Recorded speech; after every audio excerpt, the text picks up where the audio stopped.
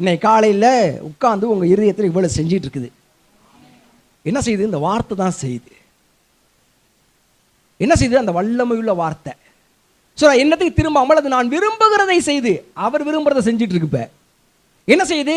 உன் நினைவை மாற்று, என் நினைவை எடுத்துக்கோ. உன் வழியே இல்லை, என் வழியில தான் நடக்க போகுது.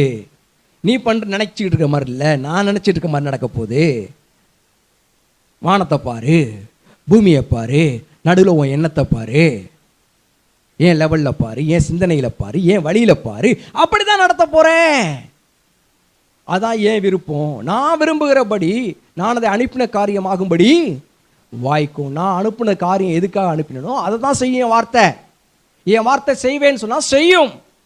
நான் விரும்புகிறதை செய்யும்படி அதை நான் அனுப்பியிருக்கிறேன். நான் அனுப்பினபடியே அதை செய்து முடிக்கும். என் வார்த்தை அதை தீவிரமாய் புறப்பட்டு செய்யும். என் வார்த்தை தீவிரமாக